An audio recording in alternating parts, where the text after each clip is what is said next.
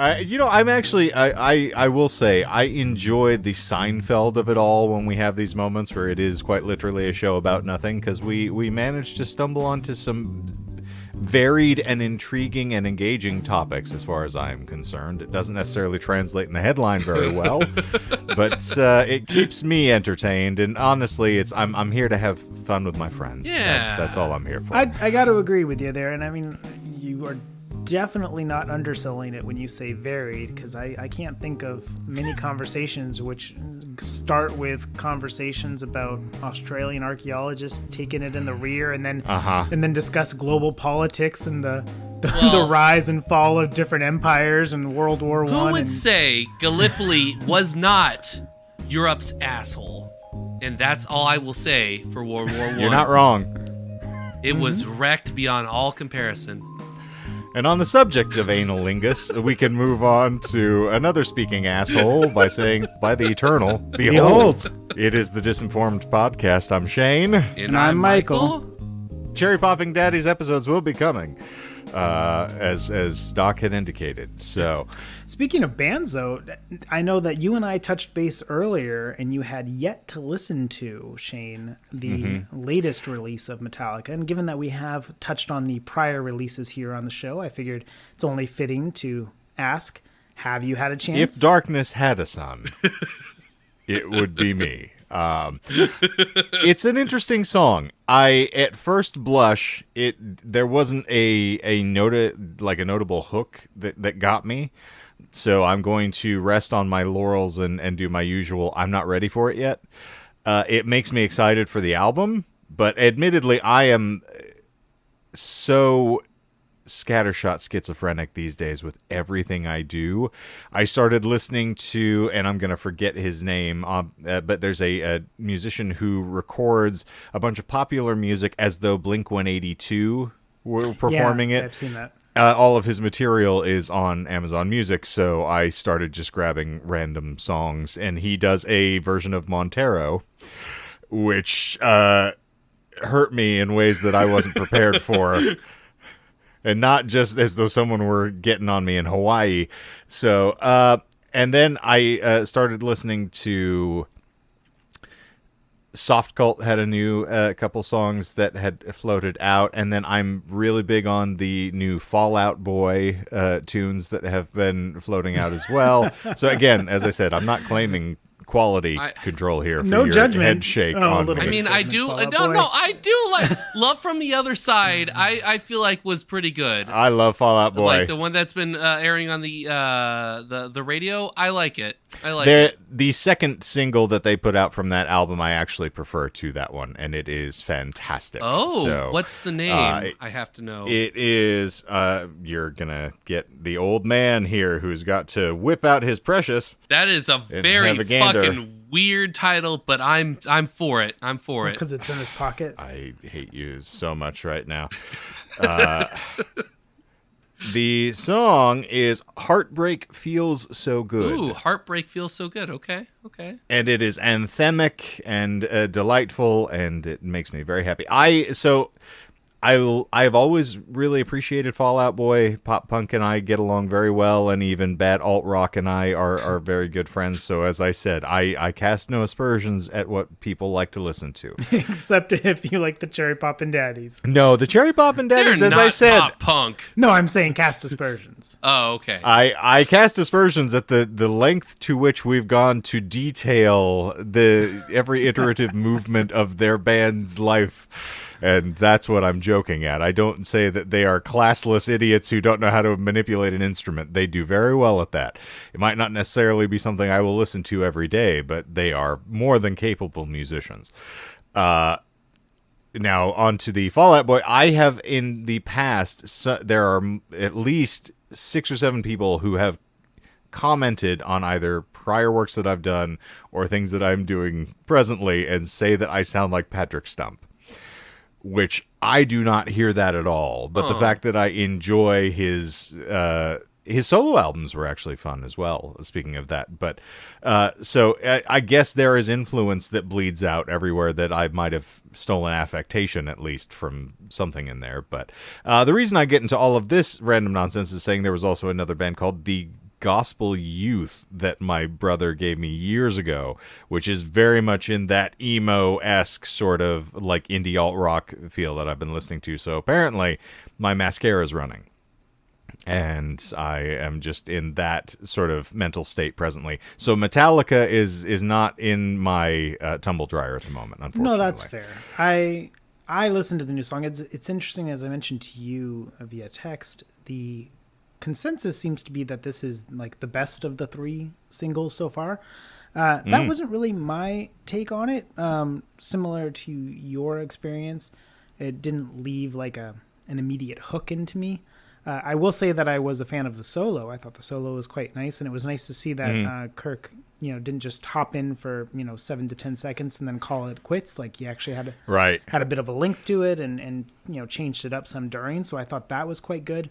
But outside of that, I mean, it wasn't bad, but it wasn't anything that like immediately. The riffs are great. It's a lot of fun. It's an entertaining song. I will take nothing away from it. It did not embed itself in my brain the way that the prior 2 songs did, and certainly not like Lux Eterna. I couldn't get out of my spin cycle for a while, so maybe I'll just come back around to it. Though I think I imparted to you, I was listening to Turn the Page because someone had thrown out some of the song lyrics, and that was one of the debut things I threw into my new headphones as I was testing them out. It was like, let's see what some crunchy Metallica sounds like as I'm running through this. Yeah, I've been listening to the latest Metallica stuff a bit, and then I've been on a heavy Kiss rotation lately, probably because they've announced their, calling it quits there. And unlike previous This Is It tours, I suspect that this is actually it, since they're now in their like 70s. Someone's just start dropping. Still doubt. Yes. Still doubt. Until one person dies, yeah, doubt. I mean, they still look great even then, and sound great. So I mean, they already got them moobs like Jagger, so they... How dare you? Paul Stanley's he's still actually pretty damn buff. Like you see, like he goes shirt sleeveless there, and it's like he's rocking some guns to that show. I was like, damn. Paul. Yeah, well, Gene Simmons is not. He just keeps trying to cover everything up with his tongue. I mean, and he can do it. And luckily for him, it's long enough too. Yeah. And Shannon Tweed agrees. But yipes. To show you like how truly schizophrenic things have gotten, like I have been sitting around and playing It's My Life by Talk Talk on bass and just sitting around and playing along with that. Like I get random things in my head and I have to exercise them in the best way possible. So I'm all over the board these days. It's called the hyperfocus. Uh-huh. Have either of you watched the Picard show? The latest season? I'm not a Trekkie, and I don't say that with derision. I tried to get into Star Trek, and I did enjoy like the Undiscovered Country came out when I was still kind of in my cognitive development, and I enjoyed that. I've enjoyed the Klingons. Christopher Lloyd as a Klingon always just boggles my mind. Yeah. So I dip my toe in the water from time to time. I was a huge fan of The Next Generation because I got to see LeVar Burton do some acting. So as a child who was reared by Reading Rainbow, I was there mostly for Geordi. So I kind of pop in and out. So I'm not averse to seeing any of the stuff for Picard. I just have not gotten to it. So I will say, similar to yourself there, obviously I grew up right around the same time, and so Reading Rainbow, big impact for me. I was huge into Star Trek Next Generation when I was a little kid, and then as a preteen and teenager, that's when I really started to like hit my stride with, going back, even though it had already passed, but going back and like watching Voyager and DS9 and those other shows and really getting into it, especially because my stepfather was a big Star Trek fan, and so he had them all on VHS and later DVD, so it was very easy in the pre-streaming days. It was very easy to still watch them all because he had them all and he would often watch them, so I would just come home and then they'd be playing, so sit down and watch them with him. Might as well, yeah, of course. We've also been conditioned. Sorry, I have to make the jokes. Uh-oh. whenever you hear like my stepfather, particularly once we started discussing some of the stepdaddy stuff from the Cherry Poppin' Daddies, I was like, yeah, my stepdad used to beat me with a transponder, so I was kind of forced to watch Star Trek, and I had no other choice. But I'm glad it was a positive and something you could bond over, as opposed to something you were bonded to. No, exactly. And so it definitely took for me. I mean, like I've mentioned in the past, I've been on the Star Trek cruise, and I have a bunch of different paraphernalia and whatnot. And a red shirt. Yeah, well, many actually. I also have command gold shirts and everything. I've got a cardigan that's kind of like in the style of like Mr. Rogers, but it's set up like a next gen uniform. It's actually very. Is it blue? Okay. No, it's red, red and black. But Well, gotta have a blue in there somewhere. But what's particularly cool, so I was very excited when back in like 2017 when they announced Discovery. I was super excited. New Star Trek coming, right? Star Trek hadn't been on the air in like 15 years at that point. So I was super excited, and then very disappointed by the quality. It looked beautiful, but it was not. It didn't feel like Star Trek. I was very disappointed with that. But it was okay, whatever. Then they announced Picard returning, and I was so excited. I'm like, all right, here we go, right? Like Discovery, fair enough, not my cup of tea, so be it. But now we've got Picard, we got Jean-Luc coming back. This is gonna be it, right? And I was so hyped for it. And the first season was such a dumpster fire that I was so disappointed. It was like, and I'm trying to make every excuse in the book for it, right? Just because I want this to be good. Like I want to love you, right? I'm not going in there with like pre-hatred. I want to love you. Let me love you. Yeah, and it's like you're slobbing all over it like it's an Australian archaeologist. Yeah, and it is not working out. And so then I was like, okay, all right, that's fine. We knew going in it was only going to be 3 seasons, so I was like, all right, 1 season down. That was disappointing. However, I wasn't alone. Many fans voiced a lot of concern for it and had a lot of issues that were often the same issues as I had. So I was like, okay, hopefully Paramount will hear these concerns, internalize them, go back, change them up for season 2, and we can get on track, right? And so episode 1 of season 2 came out, and it was good. I was like, fuck yeah, we're on board here. Okay, I'm good. And then it was just like it fell off a cliff, and it retroactively made episode 1 terrible, because episode 1 was only good because it set up so much potential for things to go places that you're like, this could be really good as a season. And it fizzled out. And then when it doesn't go anywhere, you're like, well, now episode 1's trash. Unlike, Next Gen or the original series or any of the previous ones, because they were all kind of bottled episodes in terms of standalone. Yeah, episodic, yeah. Yeah, if you had a good episode, it was a good episode because it didn't depend, the future episodes didn't depend on it, right? Yeah. So, whereas in today's kind of modern television world, if you have episodes dependent upon the others, you can have a good episode that sets up things, but then if nothing comes of it, then you're like, well, this is a crap episode. Yeah. But then, so again, season 2 was worse than season 1 by the end of it. I was like, it started with so much great potential and then went so far south. So in between seasons, they got a new showrunner, and this showrunner has past experience with Star Trek. So that gave me some glimmer of hope. I was like, okay, we've ditched the previous showrunner. We've cleaned house on the cast. A lot of the cast from the first 2 seasons we've left behind. Without really an excuse. Yeah, for the most part, we just cut them, and kind of moved on. But I was like, I don't care because I don't care about them. It's called Picard for a reason. Yeah, and we're bringing back Worf, and we're bringing back Geordi, and we're bringing back Beverly, and so I was like, okay, we're bringing back a lot of the old fan favorites. We've gotten rid of these other guys from the first 2 seasons, which is great, because if we tried to keep them, I'd be like, well, we don't have enough time to properly manage the original returning cast and all these people. So I'm like, perfect. So we've kind of cut all that out. We've got a new showrunner. I am optimistic that this would work out. And so we're 4 episodes into the season now. First episode came out so good. I was like, okay, all right. But then I was also like, you did this to me last season. So I'm not about to fall for your trap, Picard.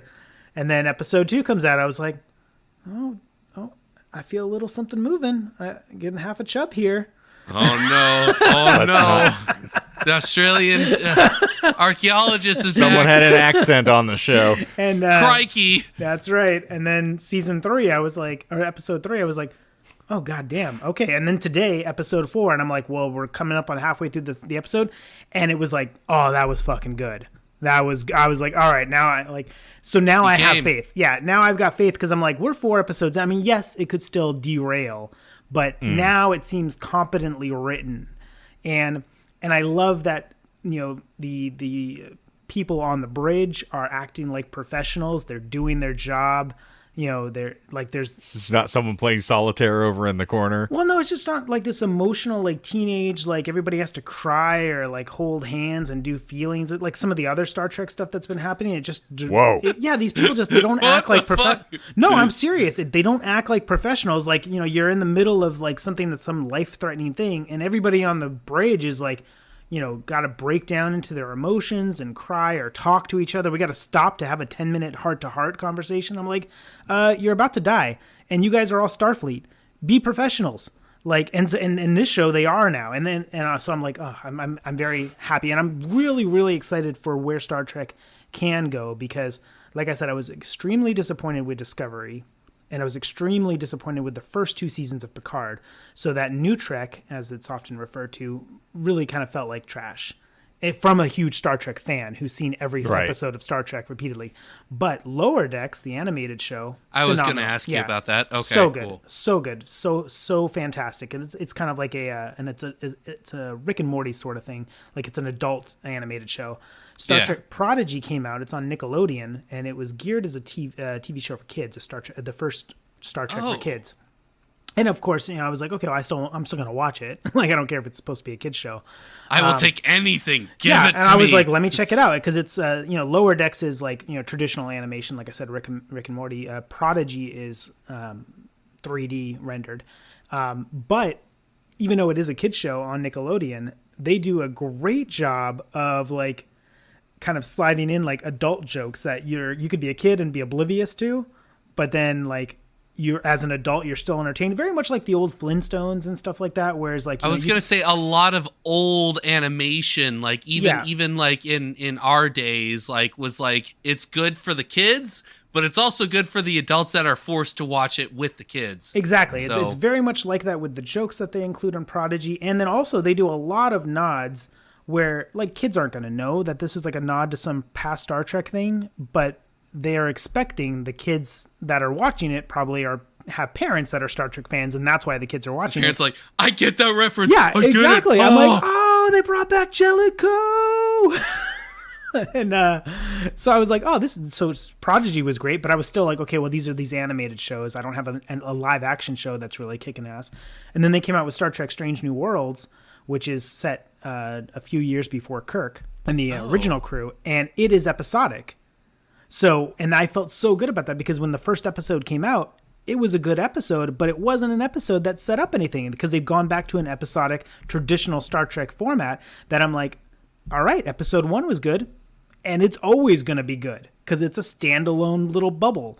You hope. Yeah, and every episode I enjoyed, except for one of Strange New Worlds, which was just like, meh, I didn't care about it, but it wasn't bad. But again, that was just an episodic show. So I was like, well, I'm glad that they've picked up that format again. Hopefully it stays good. But now with Picard being the modern day, like, you know, season story arc, 4 episodes in, still holding strong. I'm like, oh, we might actually have, in my opinion, the first full season story arc that is really kick-ass for Star Trek. So if you're a big TNG fan, Shane, I highly recommend popping into season 3. I'd skip 1 and 2. They don't matter. Honestly, they don't matter for the storyline at all. Dead to me. Context isn't important. Context doesn't Picard matter. is all that matters. What I'm saying is that context doesn't mean shit. Like, you don't need to know the first 2 seasons, other than the fact that I'll spoil one thing, which doesn't matter. So it doesn't, just so you'll understand because they make like 2 comments about it in it. In season 1 of Picard, Jean-Luc technically dies as a human, and they just transfer his conscience into a cyborg, like into an android. And he still looks old. He got shafted on the deal. What the fuck? Yeah, their little shtick about it is that that they've moved him into an android body because he was going to die. But they've set it so that he'll die at like the regular. He's still going to age and he'll still die at the regular time. They just don't want him to know. No, he knows. Okay. He's aware. What the hell's the It was so stupid. It was so dumb. Okay. Yeah, no, it was so stupid. The righteous fury is growing. Well, before we move any further than that, though, what I have been doing since you're out and exploring brave new worlds and horizons, I was having adventures in space and time. So Melissa and I finished the last 2 series of Doctor Who and caught up. I knew that's where that was going. That's great. Yes. Yeah. So I really enjoyed it. There are some aspects of it that it is still very didactic, and they got very preachy with some of the things they were doing. I told Melissa at one point it felt like Captain Planet had sex with Doctor Who. Because there's a whole episode that is about plastics being utilized by an alien species, and so because they have like a place in the Bering Trench where there's all of these plastics that have accumulated at the bottom of the ocean. This is with Jodie still, right? Yes, they're able to set up this section down there where these aliens could come in and start infiltrating the world, and you're like, oh, stop, just please quit with the hectoring to the audience that we all need to clean up. And like there's one where Earth is an irradiated wasteland because we've suffered nuclear fallout, and there's a weird alien race that is just humanity that's been morphed and has had to evolve in that situation. So some of the things are not great, and I have not necessarily been the world's most ardent enthusiast for how Chibnall has written. But I say all of that to say that they pulled it all together. They did a decent job with the end of the most recent series, and then for those who are unaware, we lead into the fact that much like the reversions of bringing back in the stars of yesteryear to bolster your spirits for Star Trek, we Mr. have David, the 14th Tennant. Doctor is going to be a return to form, and also with Russell T Davies at the helm again. Which so yeah, might I got pull me back in. very giddy because I stopped at the I hate the Impossible Girl. Yeah, it's kind of tough. Yeah, I can't. As a person that I love Tennant, I actually love Eccleston as well. Like they're like the episodic nature, and then it somehow all ties together with Bad Wolf and everything. I'm like, this is great. Eccleston's great. Yeah. He's my doctor. Yes, That's he's still fantastic. Yeah, which Really? is wild. I was good that you answered my question. I was gonna. Smith is mine. And I get it. Like everybody's it, but that's the one who brought me to the dance. I'd never watched Doctor Who prior to that, so yeah, you go. But Tennant's so fantastic, and Smith is great, and even Capaldi I was charmed with in the later series. Like initially it was rough. Once you get what's her name out of there, I feel like I don't know, but I feel like people like him enough. And he's a great actor on his own accord that, like, if he can do his thing, it's great. But I couldn't. I lost enough steam. I stopped. I couldn't do it with what's her name. Clara as a character was a bit too subversive because she kept taking over. It's like, oh, I'm the Doctor now. Like, no, you're not. No, sorry. I think. So I will go against the grain on that a little bit, only because so I agree with your initial bit of Capaldi was rough at first. I thought because he came across just too much of a grumpy old man, and also he was hapless. Like he never actually found his way out of things. It was always Clara's the one dragging him along. You're like, this isn't how this works. Even when the Doctor was crazy, like Baker Doctor. You lose moments. You're like, he seems like he's a little out of touch, and then manages to nail the dismount at the end. And Capaldi, but I do feel that Capaldi was an extremely strong actor, and I think his portrayal of it. I think that Clara would have been really, really bad with any other Doctor, but I think that she was well suited for I like their chemistry, that their play off of each other. Tennant was the one that got me into Who, so you would think by default he would be my Doctor because he's the most popular of the Doctors, and that is also that is also a debate. It's always Tennant or Smith. It's always Tennant or Smith. So an Eccleston fan, it's always Tennant. It's always Tennant. There's a lot of Bakers out there. There are a lot of people. That's true. There's a lot of Bakers. I'm not even talking about pre-reboot. Yeah, I'm not talking about pre-boot. Right. Yeah.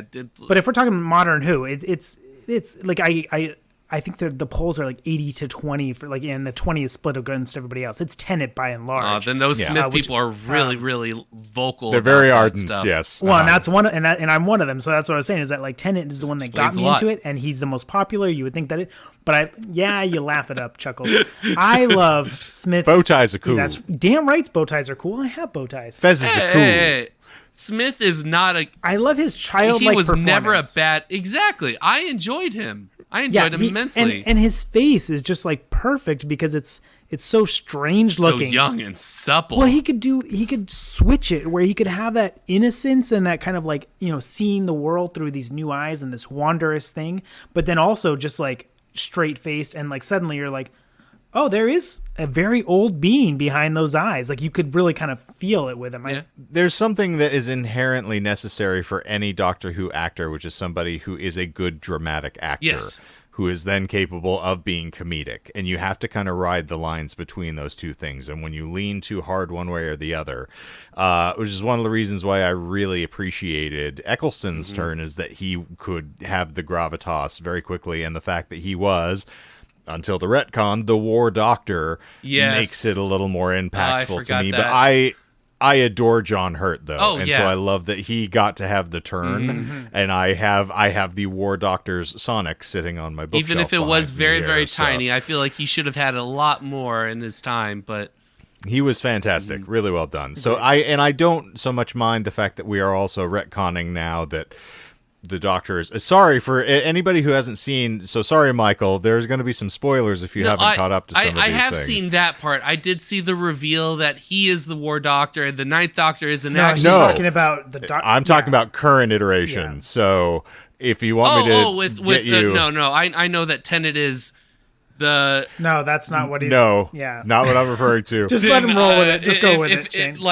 Okay, continue. So, do you want me to Go say for it? it. Is the Go question? for it. Okay, so the Doctor is essentially the progenitor of the species, is referred to as the timeless child. I read about that because I was very confused about a lot of that sort of thing. There's a lot of retconning going on, and there's a lot of revisionist history, and now they're inventing past iterations of the Doctor, which I don't mind. And actually, the Doctor that they inject into that series is really fantastic, and I appreciated the approach. He's a big name actor. It's a woman. Oh, okay. Sorry. I read like one article on it because I'm like, I try and keep up with it without sitting down and watching everything. So it's like it's worth checking out, honestly. Yeah. You'd probably enjoy it. I thought it was stupid. I thought it was so stupid. Oh no.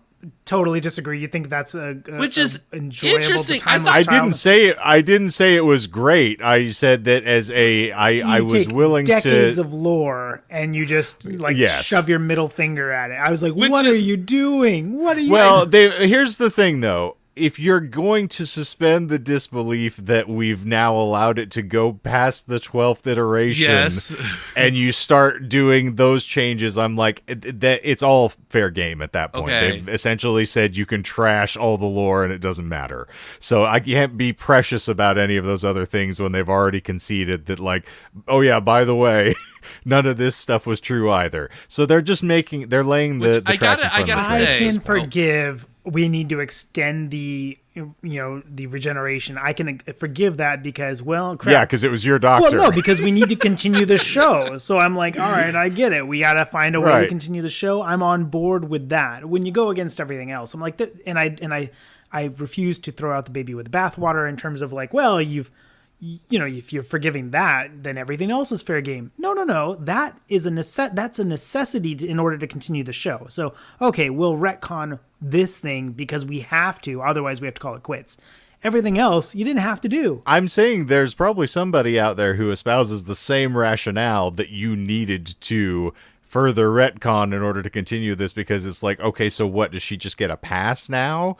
Or does the Doctor in whatever iterative form just get a pass that, like, oh, just regenerate as much as you want, it's fine? No, and why? In what was it, the Smith to Capaldi special, it was the Time Lords in there because they were like 1 second out in their of wisdom. 1 second out of the dimension or something like that. They alleviated the 13 regeneration limit, and that made it okay. So there. But now all of a sudden there's another one. Yeah. So it's okay. Like, what are we gonna do here? Like, yeah, it just It's fine. I feel like, yeah, if you're gonna take them to task for that, like, you should stop watching the show entirely, because I don't think it's gonna get better. I mean, like now we got the 14th back, so now what? You can just go back to a previous form, because that's gonna, even if you like the actor, that's your straining credulity to be like, oh, so now what? You can just put on any face you want to. Well, that's not just with Tennant, though, because in the War Doctor bit there, I think, didn't you have Baker come back and do the little cameo as the curator?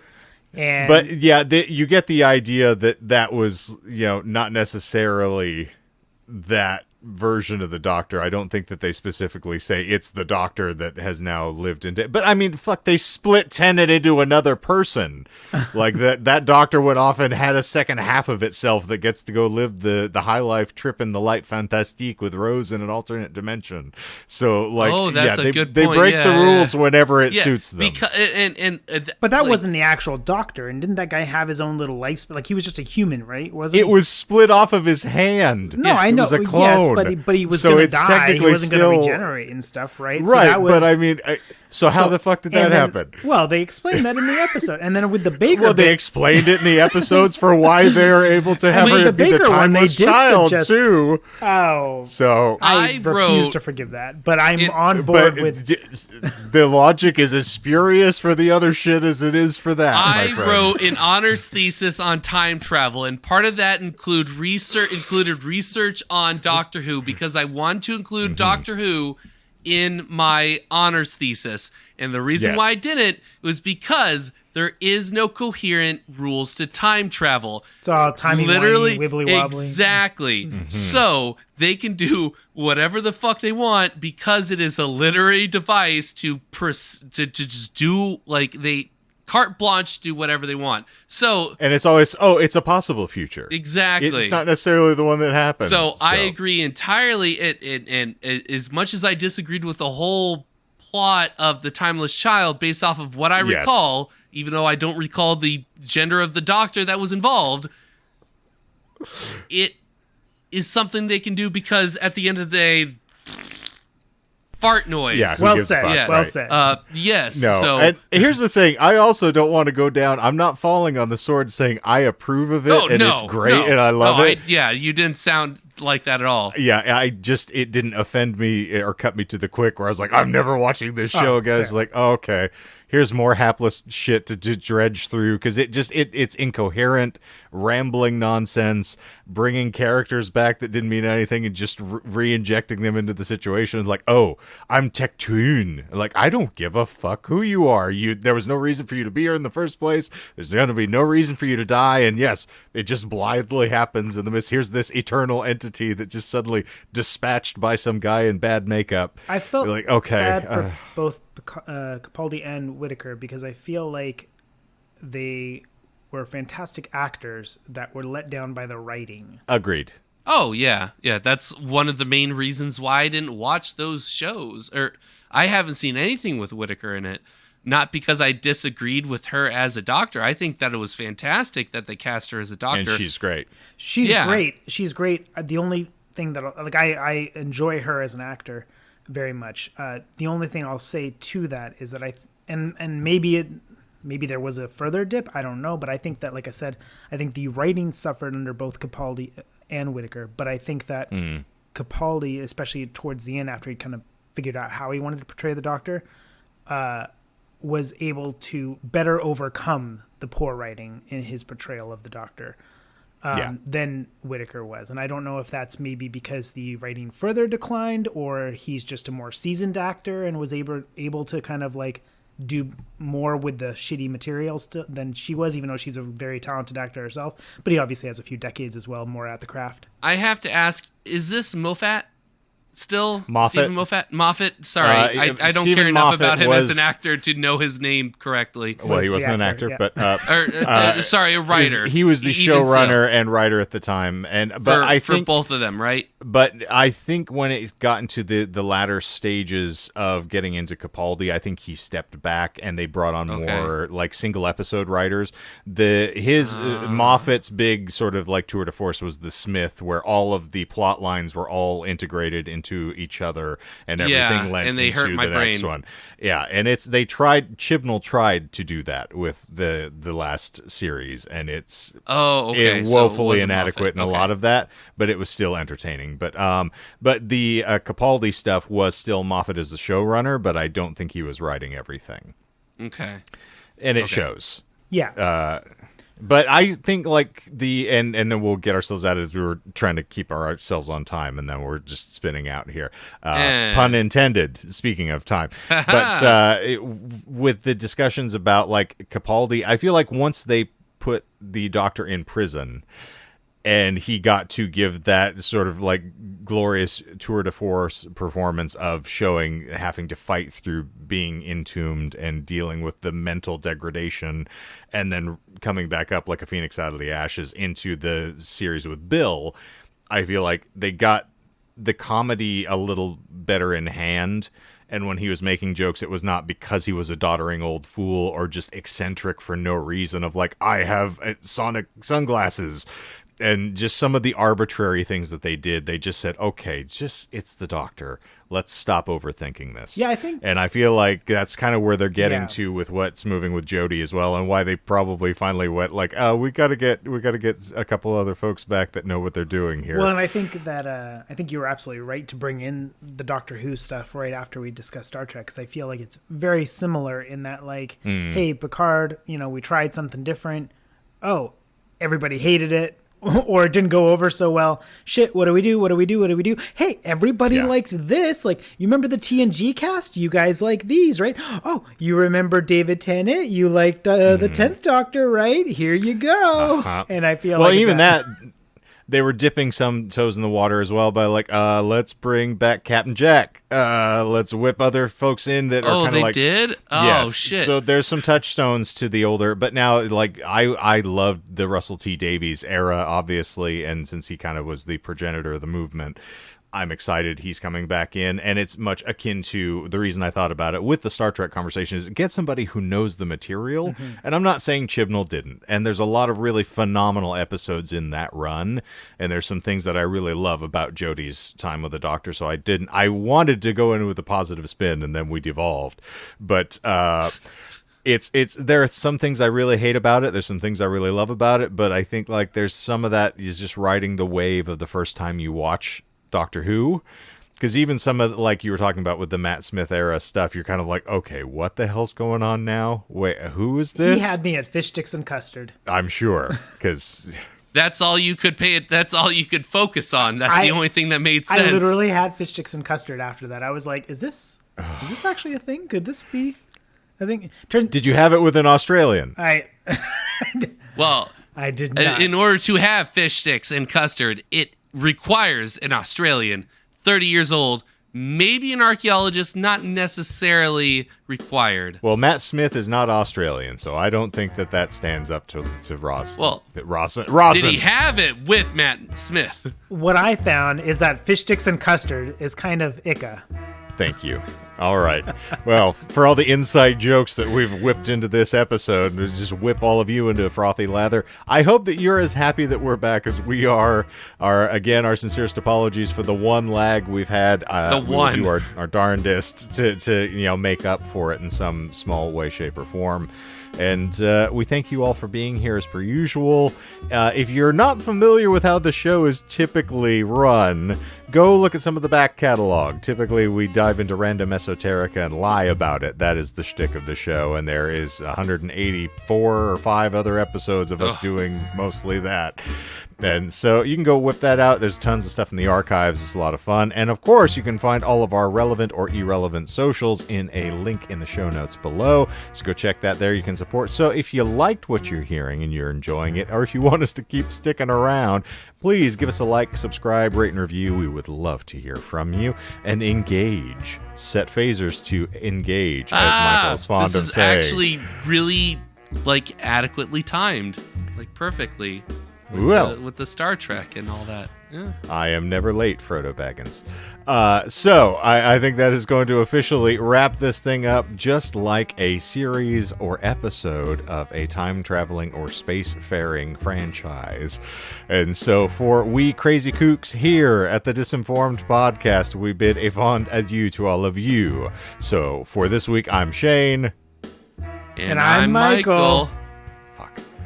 And zippity zoop, we're out of here. We're out of time. Never late, but a little TARDIS. Oh, that. I'm calling the pun police on you for that one.